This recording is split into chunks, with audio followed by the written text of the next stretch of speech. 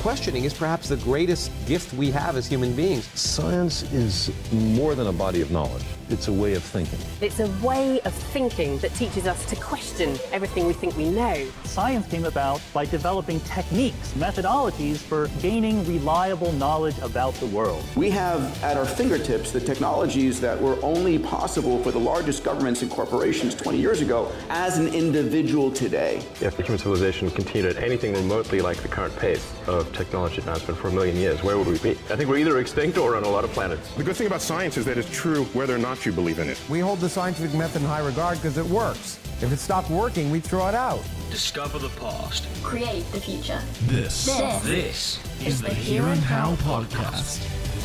Welcome to the Here and How podcast, where every week we dive deep into big ideas to explore the past and create a brighter future. This is episode 26, Why is there something rather than nothing? I'm Stephen Woodford, also known as Rationality Rules, and with me is the tremendous Thomas Westbrook, also known as Holy Kool-Aid, and the radiant Rachel Oates. Say hello, guys. Hey. Hello, guys. So, in most of our episodes, in fact, I think it's all, we tend to be more scientific than philosophical, and I'm kind of taking us off track here a little by being a bit more philosophical. So, to everyone listening, let us know what you thought about this type of episode, whether or not you want to see more, because if you don't, we can stick more to the hard facts and more of the teaching, if you will. I'm probably going to be the asshole that keeps dragging it back to the scientific, but that's just because that's what I do. Well, this is it. Like, they're not separate. They are very much the same. It's, science was called natural philosophy, so they are intrinsically linked, and so I'm not trying to divide them at all. It's just I'm going into areas where we don't necessarily know answers. Spoiler. But maybe not. I'd argue as well there are areas that we might not ever know the answers for some of them. That's true. Which is another kind of like debatable point, but I know that's why I always I was just gonna say what I always find interesting about that is that you have to be able to know that you can't know it, and then that means that you need some kind of knowledge to be able to say this is beyond our capacities. We're gonna sound so douchey today, aren't we? We are. I hope we don't too much, but philosophy can help us to conceptualize things and to think about something in ways where maybe science can be limited. But without science informing your philosophy, it's a really dangerous slope into all kinds of pseudoscientific woo. Yeah. I think you're bang on the money there. My relationship with philosophy, and I'm sure this is the same for you guys, and perhaps even for most people listening, and that is that I love it and hate it because it is a fantastic way in which we can have a paradigm shift, in which we can look at things differently, in which we can answer questions to our own satisfactory. But it's also used by people to ask silly questions and really push things to, if someone keeps asking why, you hit a brick wall and things can get really silly. Yeah. And that's actually where I want to start. So I'm going to start with a story, which may one day happen. I hope it does. But picture, if you will, Thomas, you get the, not next plane, but certainly a plane soon over to the UK. And you join me and Rachel in the luscious New Forest of the United Kingdom. You lucky git. This is assuming that I exist. This is assuming that you exist. You're too far ahead of me. Or are you? No, sorry. So we're walking through the New Forest, and Rachel turns to you and says, Thomas, why are the leaves green? And sounds like something I would say. Exactly, you're a why person. And Thomas says it's because chlorophyll is green and leaves have a lot of chlorophyll. And you nod your head, Rachel, and then we carry on walking, but it's only a few steps in, and that's where you turn to Thomas and you say, why is chlorophyll green? What would your answer be, I know. Thomas? Yes, give it to us. Because certain wavelengths of light are absorbed by certain substances, and other wavelengths are reflected back. And green happens to be, part of the wavelength of light that is reflected back.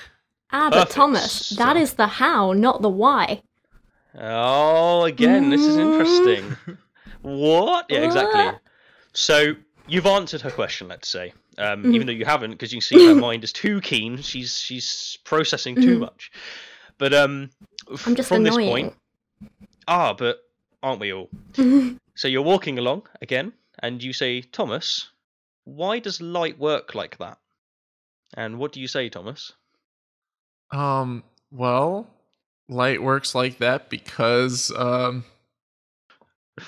I'm trying to think like what aspect of do I start describing photons and wavelengths and stuff? You could do, but let's just say that you put it bluntly. You say because that's how physics works. That is how physics works. Exactly. And she nods her head, and we're walking through, and we're enjoying the lovely views. And then she turns to you very abruptly and says, "Hang on, why does physics work that way?" What's your answer to that? Because God. Well, it's a good answer, as in a terrible answer. So you could say that it's because the observable universe was set up. This is how it was set up when space and time began. But then, of course, she can ask again, why did space and time begin? And I imagine at this point you would go, it just did, shut up. Or something along those lines, although I'm fairly it's certain. kind of a nonsensical question, like why did time begin? I don't think it is. But well, is it? Yes. I think it's a question we might not be able to answer, but I think it's one worth asking. Mm-hmm. If that makes sense. Oh, that's interesting. No, I'm interested Or there. It's more like saying like what was before time, and it's like, well, I guess there's actually what you're just saying there, Rachel. There's value in asking a question, even if you strongly suspect or even know that you won't get an answer, but only because you may find the answer to oblique things. I guess, because if you were trying to find the answer to the said question and you know that there is no answer, then I guess that would be an act of futility. But sometimes you can. Sometimes you can have questions that are completely nonsensical. Like you could say something like, "Why aren't bachelors by definition married?" And it's like, well, because then by definition it wouldn't be a bachelor. Yeah, like it's. I don't know. I think you're touching on something. This is where this is where the side of me that like I get philosophy. I've studied some philosophy, but like there's certain things where it can become so impractical to dive into certain nonsensical questions that. Well, this is what's interesting here. When it comes to a married bachelor, we have defined what it is, and therefore we know exactly all of the variables. And therefore we can say that one can't exist. It's a contradiction. But when we're trying to make statements about the universe where we don't have all the knowledge and we don't understand everything, this is where things become a lot harder and where we can't so easily make such statements, right? We can do it in say mathematics, because we've basically defined mathematics. It's the language we use to describe the universe, although some would disagree with me there and say no, it's not. It exists outside of our consciousness. I don't know what you guys think to that, by the way, but it's an interesting avenue that we could go down.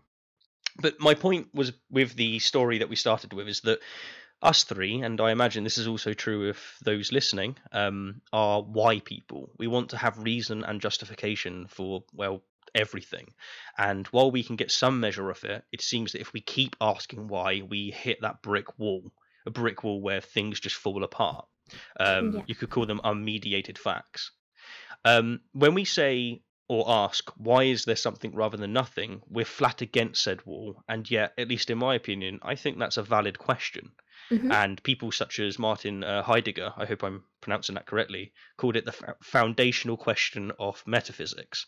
So the first question I really have for you is, do you think it's a valid question? I find it very difficult because for me there's, as I said before, there's a big difference between how and why. So to me, asking why implies you want to know about the motives or the intentions that usually kind of occurred before something happened. So like, a difference for me would be you might ask, why did we put on this play? Or why did you read that book? Because people made, like there was an intention and a motivation there beforehand. There was like an intended purpose for doing something. Whereas you can't say, well, why does that wildflower grow there and not elsewhere?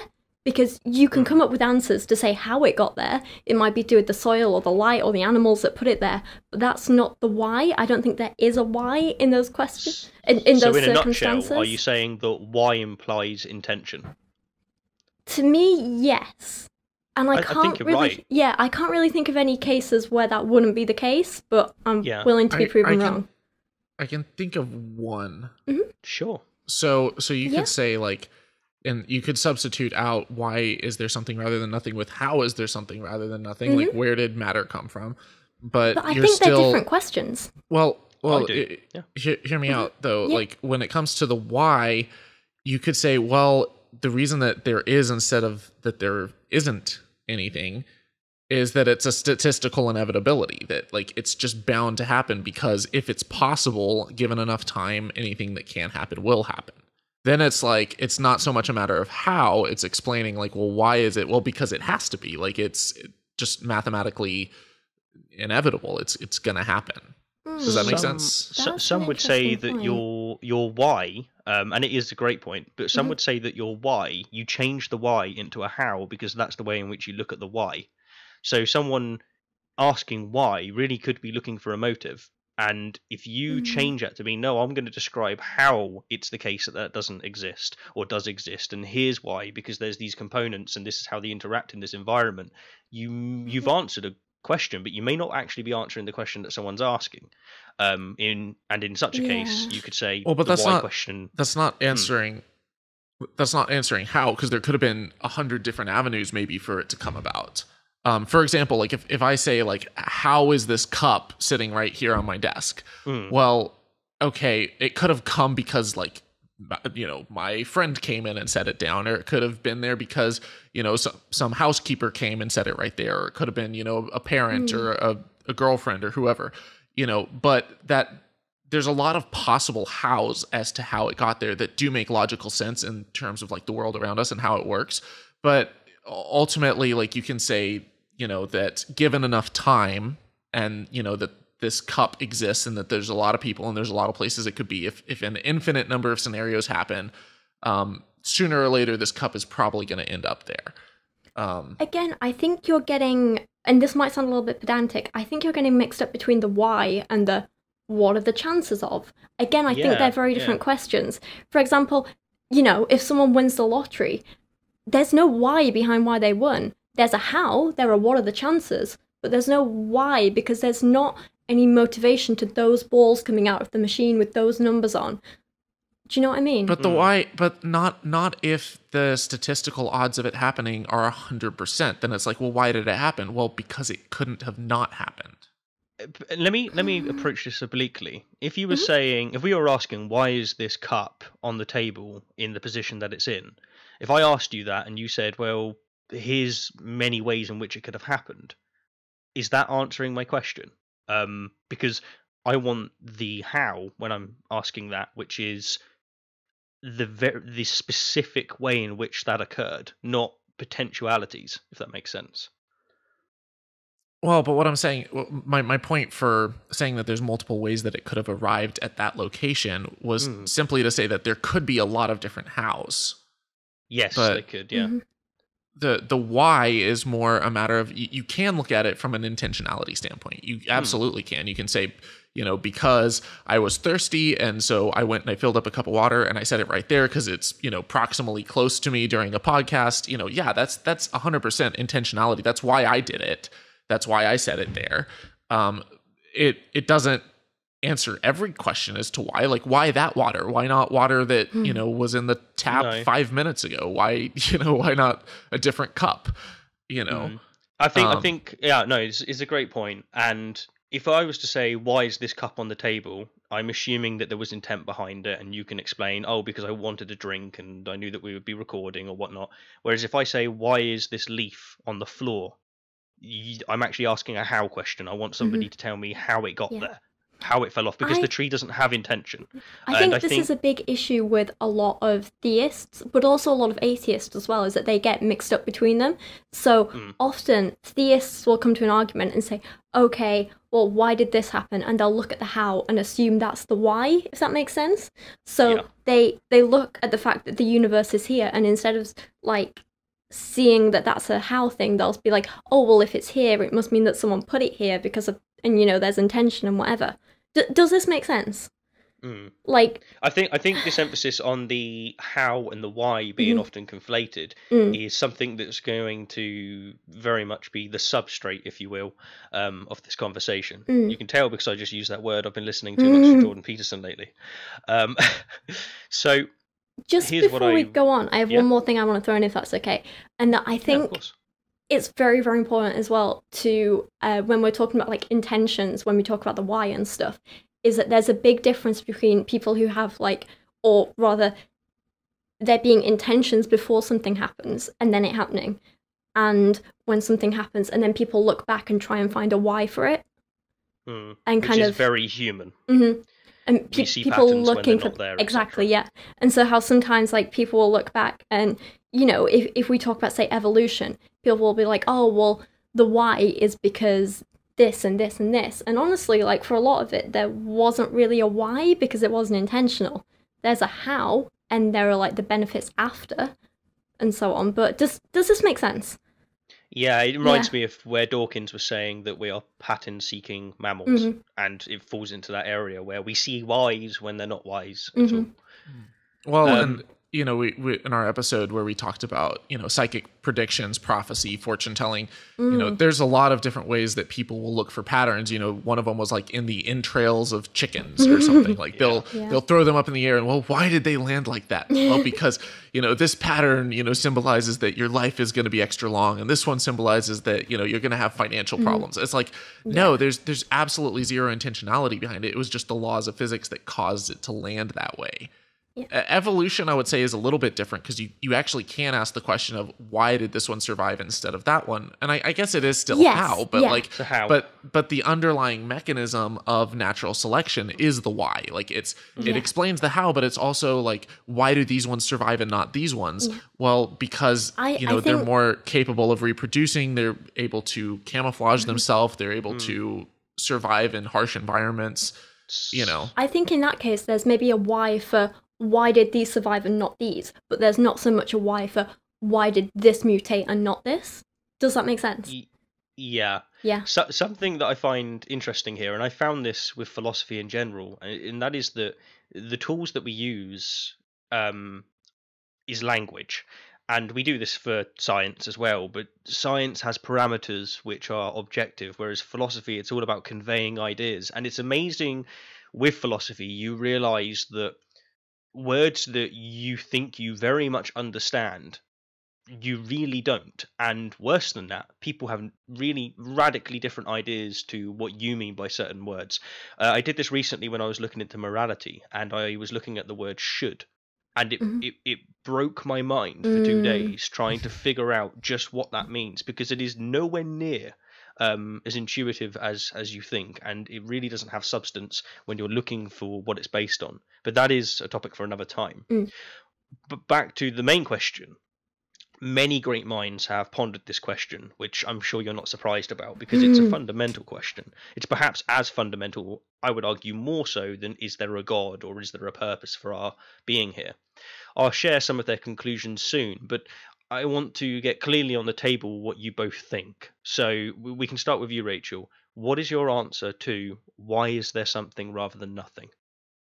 I don't think there's an answer. I don't think there's a reason, and I think that's okay, because it means that now we can make our own reasons for living and continuing and enjoying what we have.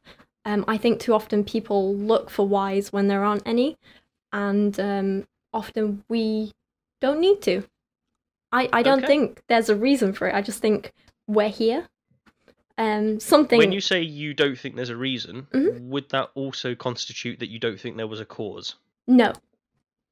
Okay. Is that no as in yes, you don't think it was caused, everything was caused? You think everything's eternal? As in, I'm separating the how and the why. I think there was potentially a cause. I don't know what it was.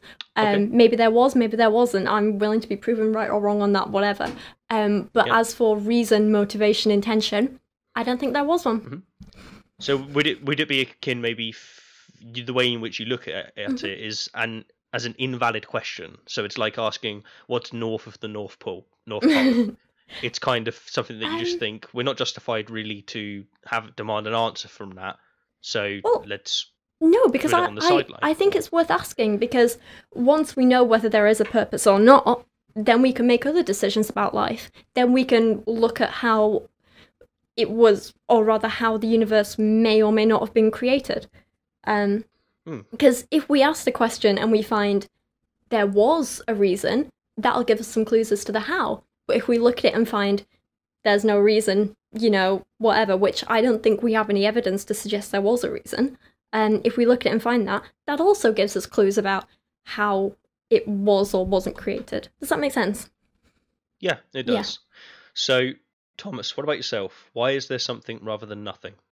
So I think that there's a dangerous slippery slope that oftentimes you'll see apologists fall into, where I believe it's the Kalam cosmological argument, that it's an argument for the existence of God, and it says, everything that began to exist has a cause. Yeah. The universe began to exist, therefore the universe has a cause. And I think that is one, yes, it may be logically sound, but it's making some huge assumptions in the premises. And it's basically saying, we know that the universe began to exist. And it's like, well, we don't even know what nothing is. We don't know what empty space is, And to give you an example, I'm going to get a little bit sciencey, if that's all right. Mm-hmm. Of course. But if I have just like an empty box, like a glass box, and and I suck out all of the air from it, well, okay, you still have infrared light, you've got, kind of ambient magnetic buzz, molecules of radiation. But even if you completely shield it in a Faraday cage, you chill it to absolute zero and stuff, it's still not nothingness. There still has, the fundamental fabric of space and time is made up of, as far as we know from quantum field theory, which is one of the most successful scientific theories of all time, basically says that there are fields that vibrate at certain energies and that they can even cause virtual particles to pop in and out of existence. And basically you'll have like a matter-antimatter pair appear, wipe each other out. You'll have photons that are emitted and stuff. And like we can do tests and experiments and stuff to search for this. And right now, the best data that we have from, I'm getting probably way too sciencey, but if anyone wants to look up the Casimir effect and the Lamb shift, there's a strong indication that these virtual particles exist. So like even the universe itself is not as empty and nothing as people think it is. Even vacuums, they're not as nothing as we think. So for someone to say like, what was before the Big Bang, it's kind of like saying, like, if you have an infinite number line that goes all the way into negative numbers and all the way into positive numbers, you're like, well, what numbers exist outside of that? It's like, well, that's nonsensical. Every number exists in that number line. Maybe the universe has existed forever. So like, why is there something rather than nothing? I think the bigger question is, how is there something? And is it even possible for there not to be something? Hmm. That's a very good answer. Yeah. I want to follow that up with a question to make sure that I'm understanding you correctly. What I essentially heard there is that, and correct me if I'm wrong, you suspect or would claim that nothing, as it's traditionally been defined, which is the absence of absolutely everything, is not something we're justified in thinking is a thing. So even we don't have any evidence for nothing. Yes. Okay. No. Okay. I understand that. That's very good. Or I should say we have very strong evidence that even what most people think of or conceptualize of as nothing, which is just a vacuum of empty space, still has all kinds of stuff going on in it. Yeah.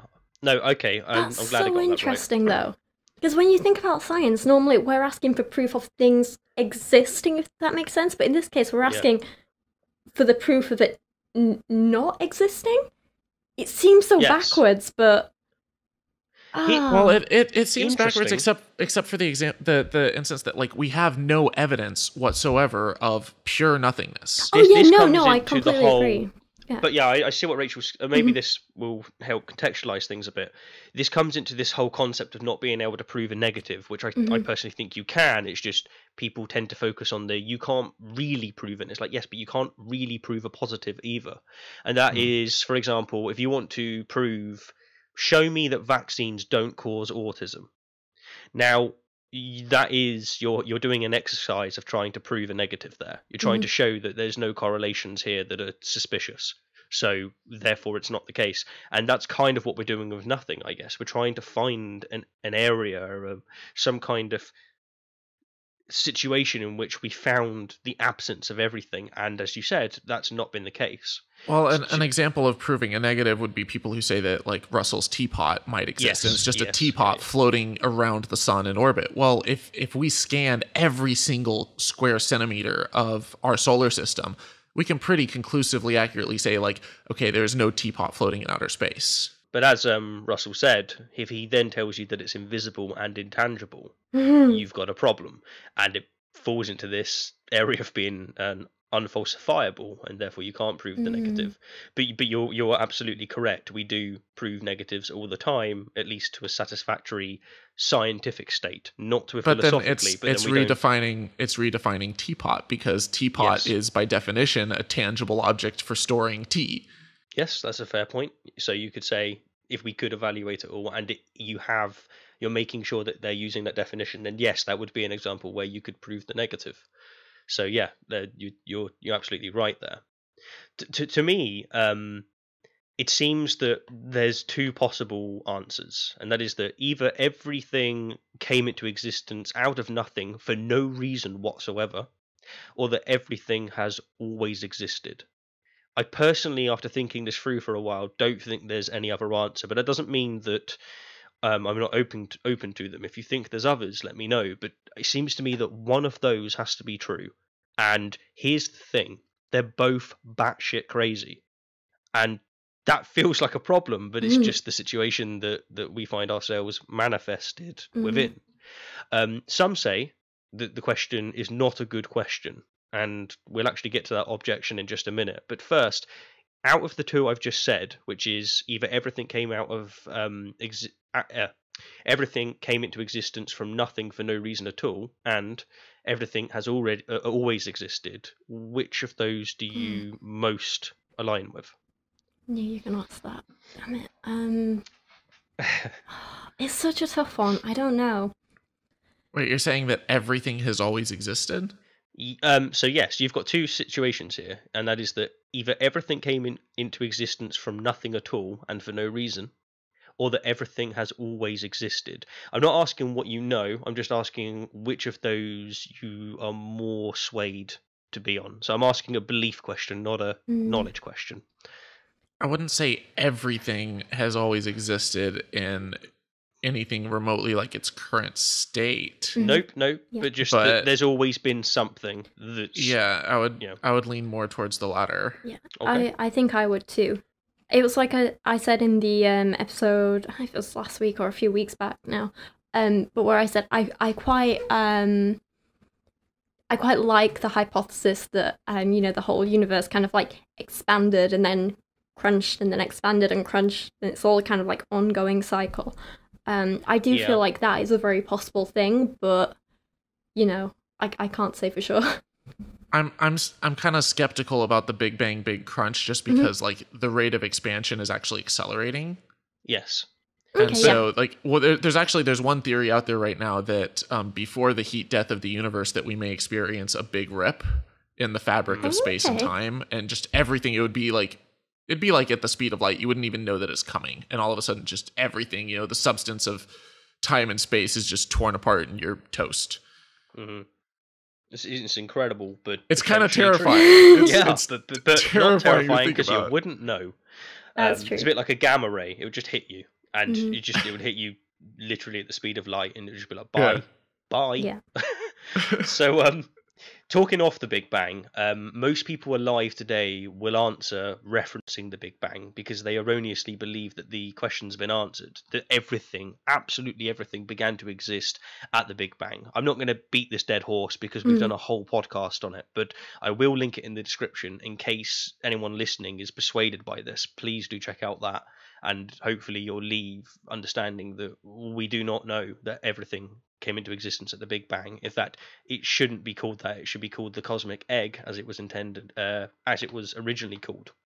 Can I pull up a tiny side tangent that I think is kind of cool that some people are probably familiar with? But there's an idea called Lee Smolin put forth this concept of basically a universe that is geared towards, it's evolving towards creating black holes.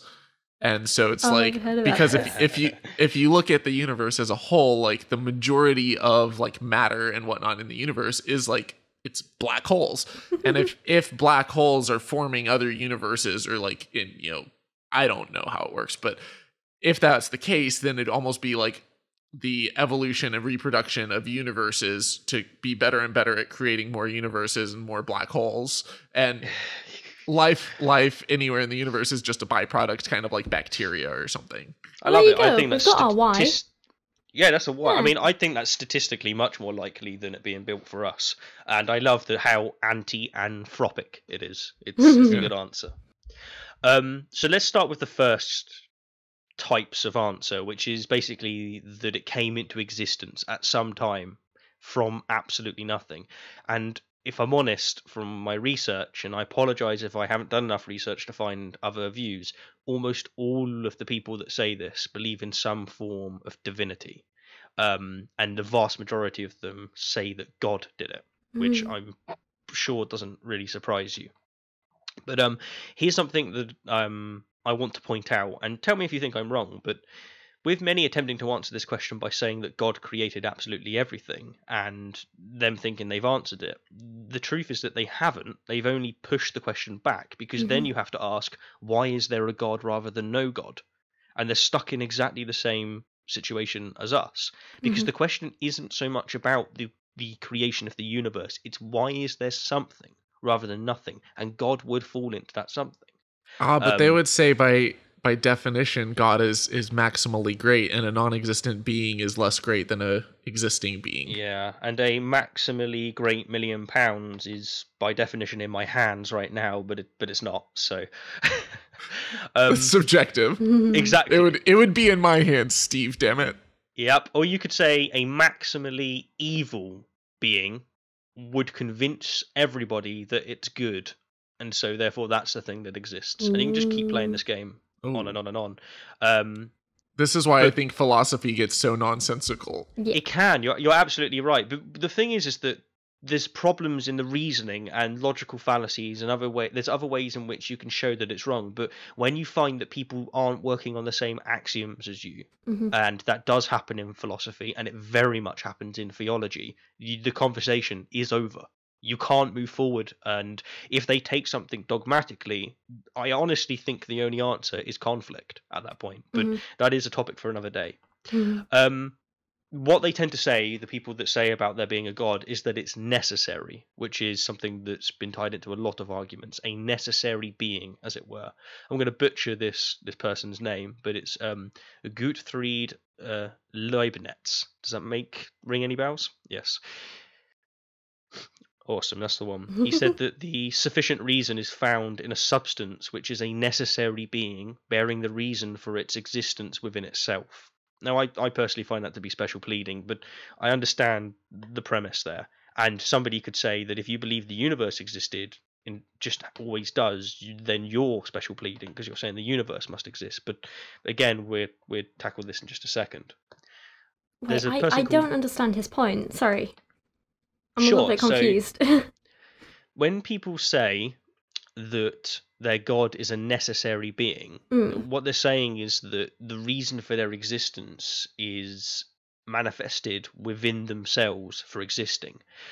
I unfortunately can't probably do a great job of conveying this belief, because to me, as you've just implied yourself, I just find that to be logically absolutely absurd, and I find it to be without any merit. And when I've looked for justification, I found nothing that's good. But really, we would need someone that actually buys into that to defend it. And maybe upon a time we get someone on the podcast.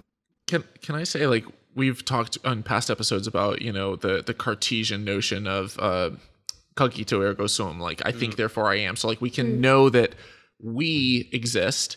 And so, there's kind of a necessity for, like, our existence. Like we know that it happens. We know that it's here. Like there has to have been something that caused us to come about. There has to be a how behind how we got here. But without actual tangible proof of God, then you don't have that same level of certainty that you have with this the cogito. I guess you could say, So please prove that God exists before insisting that God is the a priori of everything. Yeah. Because if you don't do the former, it would be equally, I could do this exact same thing with anything. I could say, like, it is a statistical necessity that there is a magical unicorn, right now that's outside, that causes all matter to exist. Well, how do you know that this unicorn exists? Well, because matter exists. Therefore, it's proof that the unicorn is real. And it's like you don't have any kind of evidence for this. You're basically just using it as a placeholder for ignorance. It's a god of the gaps. It is absolutely a god of the gaps. I So, get this now. unfortunately, in case anyone's interested in those perceptions, I really can't defend them because I don't see any defense for them. But there is some. Again, I'll link what I can in the description. So let's move to the idea that everything has always existed in one form or another. First of all, we have the law, is it the first law of thermodynamics, which is you can't destroy energy, and that seems to... I just have a few questions, Steve. For example, how do you define everything? How do you define always? And how do you define existed? Well, P exists when, yes. I mean... I'm sorry, carry on. I know it's facetious. Rachel Peterson over here. Yeah, Rachel Peterson over here. It's actually a good question, because by everything, I do mean absolutely everything. And by always, I mean that it's perpetual, it's infinite, and by existence, I mean that it is the case. Maybe that will do, but I'm sure holes could be picked. Do you think we could make an argument that something has always existed rather than everything's always existed? Yeah, I see what you're saying there, and maybe the way in which I've written this, by everything I mean something. Hang on, actually, if something has existed but not everything, that does imply that something can come from nothing, because... Oh. But I don't see that being... Does it? Possible. Surely it just means that something can come from something, but something has always existed. Not necessarily everything. Yeah, if something has always existed, you could have more something come from something. Yeah. You can have everything come from something. But if that something is making it via using some of its own atoms, or however it may be, that's not creating something. That's not something from... That is something from something. Which but means it gets there back is to nothing. It gets back to our definition of nothing. Like, can you have mass that comes from nothing? Well, sure, but can you have mass that comes from absolutely nothing? It's like, well, it can come from a vacuum, it can come from non-mass, but it can. Yeah. Is it in some other state beforehand? Is it just a characteristic of the quantum fields in our universe? Like it really you have to define nothing in order to define something coming from nothing. You're right, but I do actually want to quickly touch back on Rachel's point, and that is that if something can come from something, which we already know is definitely the case, and there is no other something, that is by definition everything.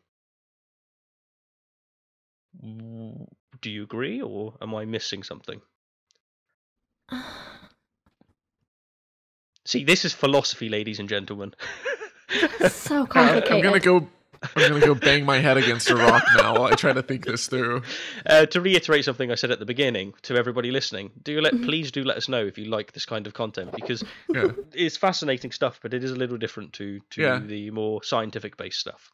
I'm just thinking out loud here. I'm like, technically, like, let's say that you have a particle accelerator and it smashes two particles together, and you see, like, it's causes some new, like, photon to be emitted out of nowhere, causes some new particle to appear, causes some, technically you're not, you might be changing the states of things, you might be tampering with the quantum fields themselves, you might, I'm not a physicist, so I'm sorry if I'm butchering the work of the LHC, but I don't think that's, it's like something is still always existing. Yeah.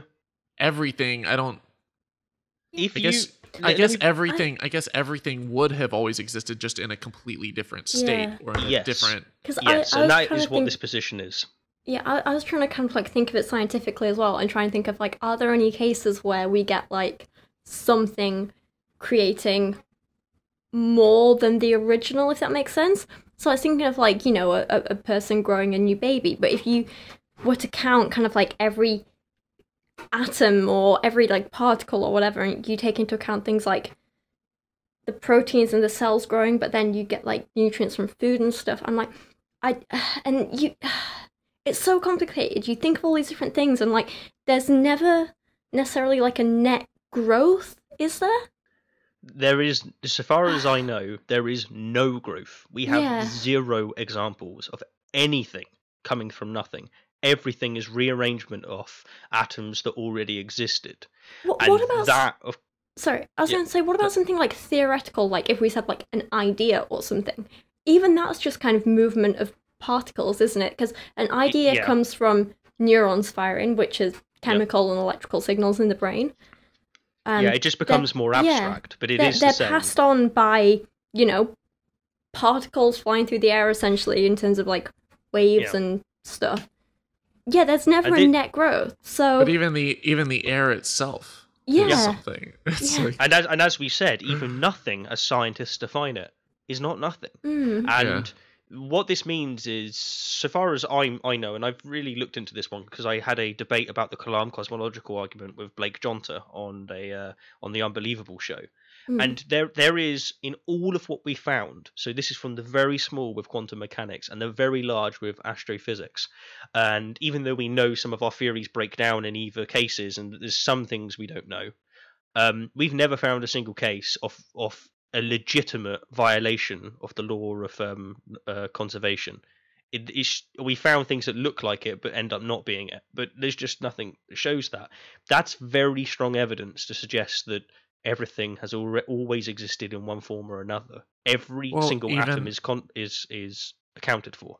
Even if you look at the rate of expansion of the universe, and you can tell that, you know, the universe is expanding, like the fabric of space and time itself is stretching out like a balloon, then if you take that all the way back to the Big Bang, it's like, well, what's outside of our universe? You know, maybe the multiverse has existed forever. Maybe, you know, or at the very least, the cosmos. This may be the only universe, but at the very least, the cosmos has always existed.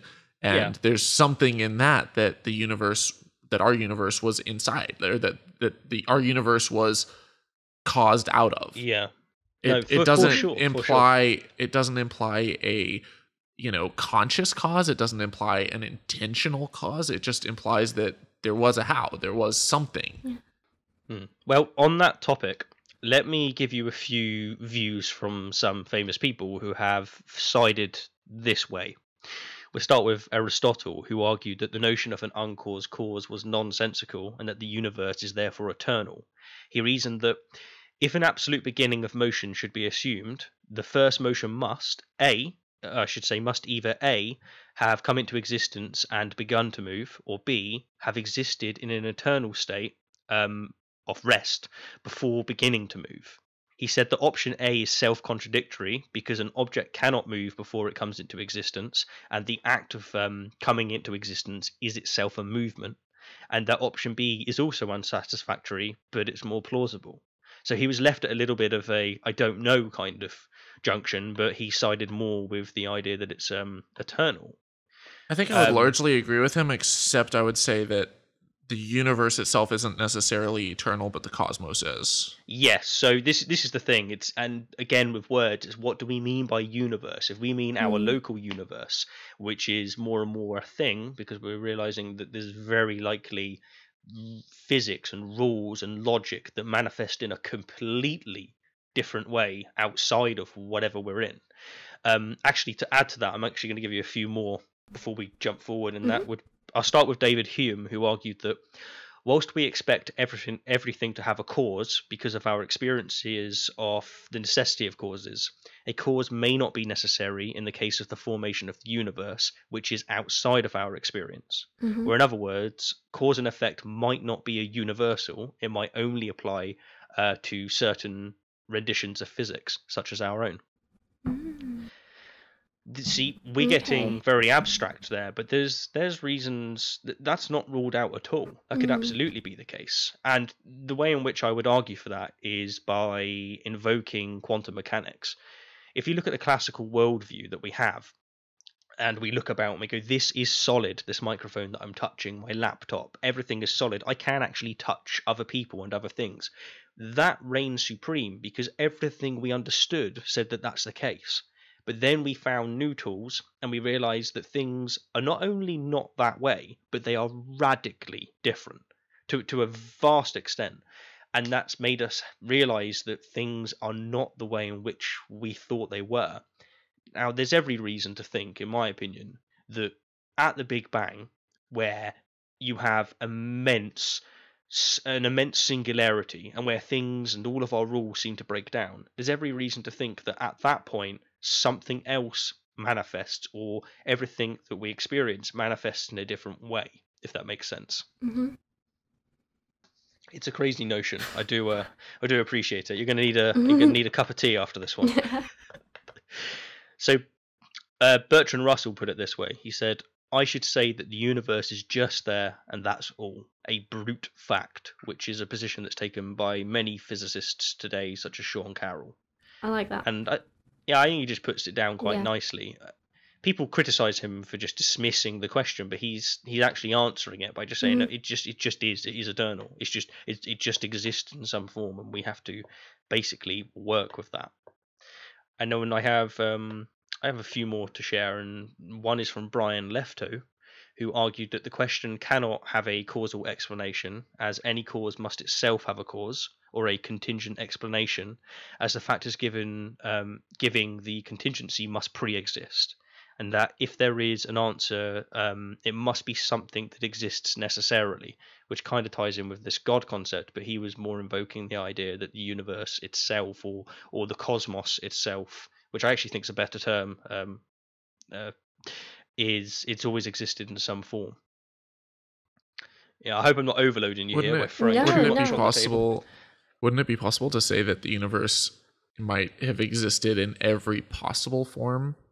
Yeah, and this is every possible time exists all at the same time. Like if you start actually, kind of diving into the notion of, you look at like the theory of relativity, and you start to realize that time itself is relative, and that time is experienced by us in just like you experience a movie where there's like multiple frames, but each one is a still shot, each one is a slice, and you put them together and it gives you the experience of time.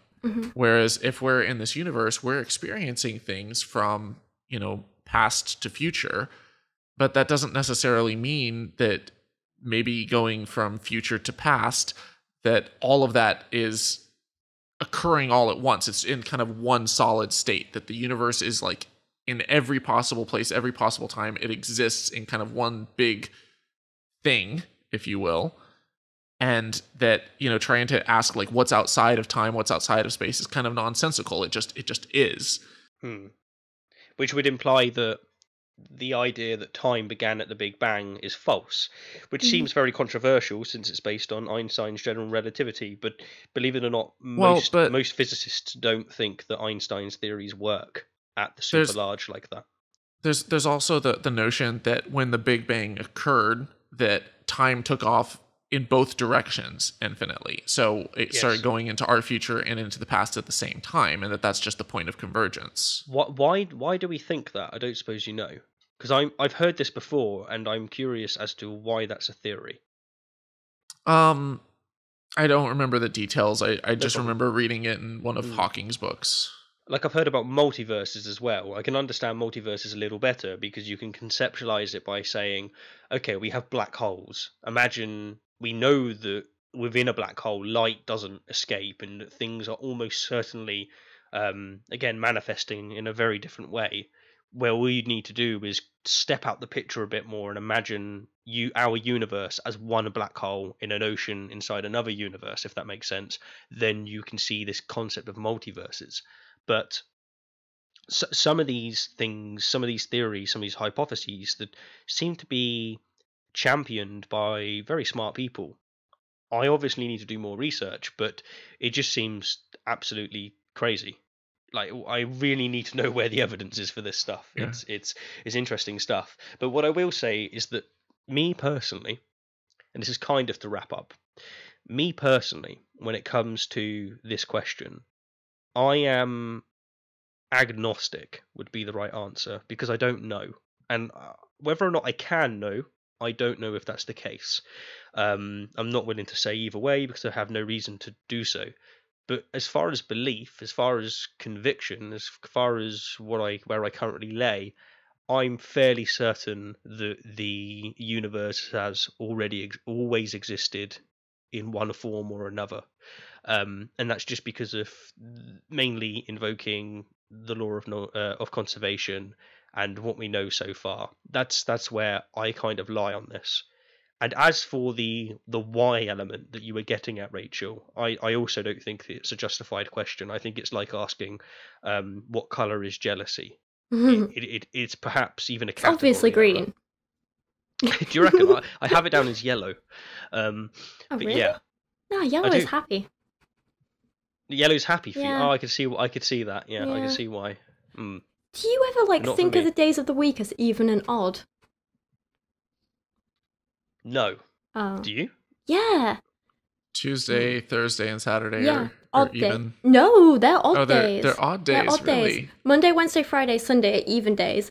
Tuesday, Thursday, Saturday are odd days. Why do you start the Monday with an even, not an odd? Like numbers, where it's 1, 2, 3, 4. I don't know. It feels like an even day. Well, so It just feels like it. in the U.S., technically, the days of the week start on Sunday, I think. Mm-hmm. Or no, wait. I'm getting confused because I grew up overseas, and I'm like, yeah, in the U.S., I think they start on Sunday. The week starts on Sunday. Whereas when I was in Asia, it always started on Monday. That's interesting. I would have thought you guys very much would have started on Monday because of the religiosity in your country, where true. That's where God started his work on the Monday and he rested at the end of the week on the Sunday. But Well, no, but the Sabbath, according to the Jews, is on Saturday, and so that is the true. seventh day. Okay. Which Very is kind of interesting. crazy because Saturday and Sunday are considered the weekend. Mm-hmm. And so I always think of Monday as the start of the week. Yeah, exactly. That might be it. It might be a cultural thing. It's Yeah. just it's a weekend. I've been brought up. It's the end of the week. Yeah, And that's it's where why you for don't me. work. That's why for me, Tuesday, Thursday, and Saturday seem like, if Monday is day 1, Tuesday is day 2, then they're even. But So my I don't know how we got off on this tangent. Sorry, I was just thinking about we were talking about applying sort of colours and stuff to non-tangible things.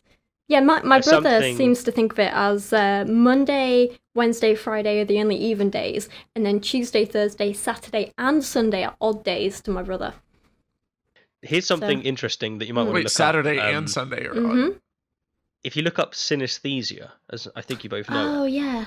it's where their brains wire colours to words and things like that. Maybe there's something going on there. I don't know. But Potentially. I don't know. Yeah, But yeah, because there might it's be kind of something like weird that. that me and my brother are the only people I've ever met who kind of think this way. And I do it with other things as well. I apply kind of even and odd to I can't think now, but sometimes kind of locations or months or things like that. Like February is definitely, and it's weird as well. February is definitely an odd month, whereas April and May are both even months. I know, it's so weird. I'm sorry. I think of, is this I what think of happens the- when we tap into philosophy? It just boggles the mind and we end up in this pit. No, I think of Tuesday, Thursday, and Saturday as even days. I guess because I used to have soccer practice on Tuesday, Thursday, Saturday. Well, you're wrong, but Yeah. People are going to click on this and it says, why is there something rather than nothing? And they're fast forward and they just hear us going, Tuesday's odd. It's an odd. It's definitely an odd. My gosh. Maybe that is why the universe exists, is so that we can have these conversations about Tuesday. Yes. Yeah, let's settle for that. I agree. It's like, do we need another why? It kind of it reminds me of the Hitchhiker's Guide to the Galaxy, where they create this computer. I think is it Deep Thought or something, that basically is designed to answer the question of what is the answer to life, the universe, and everything, and it comes up with the answer 42, which is kind of notorious, but then like the reason that it has 42 and that it can't make sense of it is that they haven't really given it the right question, and so it has to spend another few years searching for the right question. Yep. And I mean, ultimately, like there doesn't have to be a why. Like, we get to decide what gives us meaning, what gives us, happiness and joy, and what, provides more well-being for others around us and for ourselves, and take care of ourselves, have a full life. And why we're here, I think, is for philosophers to bang their head against stones. But I think that for me, the how is more interesting. You're touching on something important there, and that is that when people hear this question, they often equate it with what's the purpose. That's not the same question. Yeah. And I would just say, actually, that for me personally, I think evolution's answered the question of our purpose, and it's made it so that we understand that we have to contrive our own if we want one that has moral satisfaction. Essentially, it's not completely. I thought that contrived. The purpose of natural selection was to be selected for. Wait, what? I thought that the purpose of natural selection is to be selected for. Like, it's to reproduce, to be able to pass on your genes. Yes, essentially, it's like that's you've been selected for that purpose, which means that you've kind of got that. That doesn't necessarily make you feel good about it. Like, you could be absolutely miserable and have hundreds. In fact, if you have hundreds of kids, you probably will be absolutely miserable. But if you have hundreds of kids, you deserve to be miserable. I think what you mean is that, like, the purpose of kind of like evolution and life in general is to survive and pass on your genes. But if we look at humanity, we've evolved to the point where if you take like Maslow's hierarchy of needs, we've kind of got further up that pyramid now. So our meaning doesn't have to be passing on genes anymore. It can be to find our own purpose and enjoy life, I think. Yeah. Is that I think what you're both trying to say? You're on the money there. I would just add with a point from Richard Dawkins' Selfish Gene, and that being that you don't have to be the person, and I know you wasn't saying this, but you don't have to be the person to pass on your genes. Yes. It's sufficient to help those around you, because in doing that, just how bees don't mate, but they save each other, and you are still making a continuum of your genes. But you're right, we now found ourselves out of the state of nature, which is short and brutish and very much a nasty place, and we find ourselves now so fortunate to be able to self-actualize, and yet because of the way in which we've evolved and the way in which we look at things, we can't help but compare ourselves not to our ancestors or conditions worse than ours, but to our neighbor, and then think that we're bad off, when really we've inherited the entire world. We couldn't be more lucky. We are so lucky to live at this time, and so lucky to be making this podcast. Well, on that note, I will conclude by asking you one last question, and that is that has any of the information or views that have been expressed by some of the people I've referenced altered your views at all? Anything that you found specifically interesting? And I'd say the same to the audience. If you found something specifically interesting, let us know. I found the stuff about the whole, like, how everything has kind of always existed. That kind of, like, twisted my mind for a bit. Good. And it really did make me think about stuff, because it's stuff that I've kind of thought about before, but not really this much. And like when you really think about the details of how, there's never a net gain, is there? And I know it's something that should be so simple to understand, but it's really kind of difficult to get your head around, because we see things being created all the time, but they're not. Yeah, pretty much. Yeah. No, and with you saying we've evolved to see it that way. And it's just like we've evolved to think we've got free will, but as we've tapped into with another episode, when you really start pulling back the curtains, you find out, again, things aren't the way in which you experience them. Yeah. And I think there's a couple of realizations that will radically change your worldview, and one of them is the realization that we have no examples of something coming from nothing. Yeah. None. Doesn't happen. Well, and I mean, it's like you can have mass come from non-mass, but there's an equivocation that's going on, that it's you might be losing energy in the process, and of course, and it's a trade-off, and it's taking a different form. The universe is always changing. It's always, going through some type of transition. But that also kind of, to answer your question, Steve, that also kind of gave me pause to think about like, has something always existed or has everything always existed? Yep. And where did you fall in the end? Do you think it's everything or something?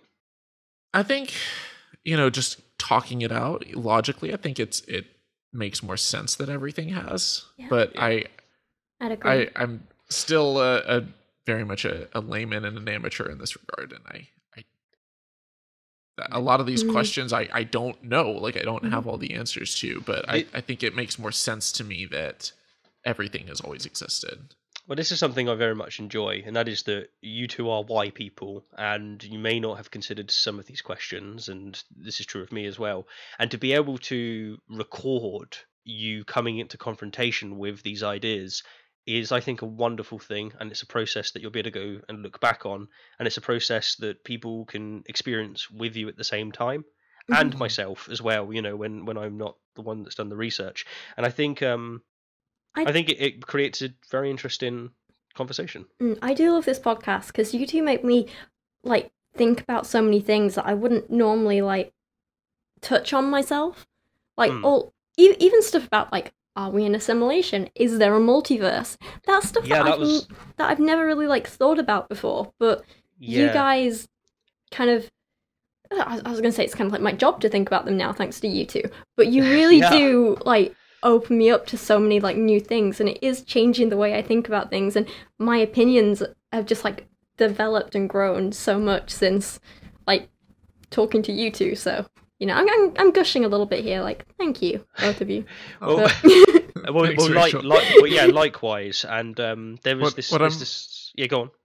What I was going to say is I'm looking forward to, being able to come back years from now and kind of watch the evolution of like our thought processes, because like you said, like we're taking time outside of that podcast to kind of research these ideas and, kind of think about them. But then like we're also hashing it out and learning on air so people get to watch in real time. Like, I wish that something like this kind of existed where, and I've gone back and watched like old interviews like from like 30 years ago between like, William Buckley and Christopher Hitchens or something. And like you see like Christopher Hitchens 20 years later, and it's like he's clearly like kind of evolving in his thought process and his argumentation style. But like if you have something like that in podcast form where you can really like sit down and watch episodes about different topics and see now versus 10 years from now where we stand on ideas, it'll be really interesting to see. For sure. On the topic, by the way, of learning from others, I just wanted to say was to anyone listening, if you find that you're the smartest person in your groups, find a group where you're not. Yes. I so advise it. It's a good thing to do. Yeah. You are the sum of the 5 people you spend the most time with. That's the one. That was in the back of my mind. That's good. Yeah. No, but I think it was basically makes me a puppy. Was that Steve Wozniak or who was that said that initially? If you're the smartest person in the room, find a different room. Yeah, and it's true. It's very true. I may be misattributing the quote though. Yes, I'll put the quote in the description with everything else. On that note, I will conclude. And which of you lovely people are taking on the next episode? It's me. Rachel, do you know what we're talking about? I have some ideas, but I've not finalised it yet because I'm useless. All right. Well, join us next, 2 weeks' time with Rachel's going to cover. She's going to cover how is there something rather than. She's going to say, actually, you should do a whole episode on why it is the case, factually the case, that Tuesday is odd. That's what it should be. This has been an absolute blast, and now we want you to join in the conversation over on the Here and How Facebook and Twitter pages, or follow us on Pinterest and Instagram if you just want some of the dankest of sciencey memes. If you like one of our particular styles, check out each of our YouTube channels: Rachel Oates, Rationality Rules by Stephen Woodford, and Holy Kool-Aid by me, Thomas Westbrook. To find all of our episodes, show notes, contact information, and more, warp on over to our home base, thehereandhow.com. If you enjoyed this episode and want us to succeed in spreading the love of science, you can help us out by giving us a 5-star review on iTunes or Stitcher. And to all our friends and family listening, thank you for spending this episode with us. We'll be back to explore another exciting big idea next week. Now go create something magnificent.